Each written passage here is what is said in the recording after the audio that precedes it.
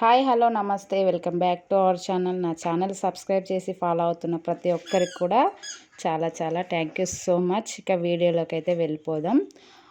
ముందుగా బౌల్ని తీసుకొని కొద్దిగా నెయ్యి వేసుకొని, బాలామృతం ఉంటుంది కదండి, ఒక కప్పు వరకు తీసుకొని ఇప్పుడు ఆ నెయ్యిలో కొంచెం లైట్ బ్రౌనిష్ వచ్చేంత వరకు వేయించేసుకోవాలండి.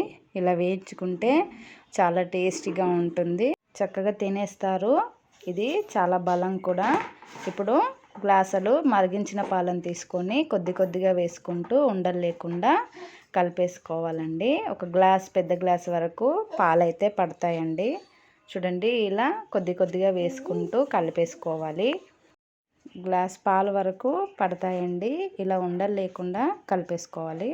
చూడండి, గ్లాస్ మొత్తం పాలు వేసినాక ఇగో ఇలా అవుతుందండి.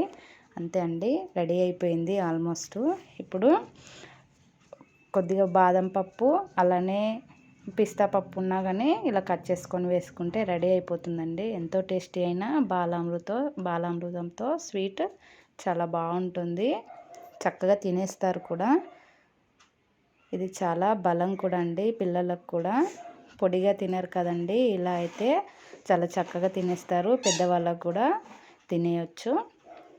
ఈ వీడియో నచ్చితే లైక్ చేయండి, షేర్ చేయండి, ప్లీజ్ సబ్స్క్రైబ్ చేసుకోండి.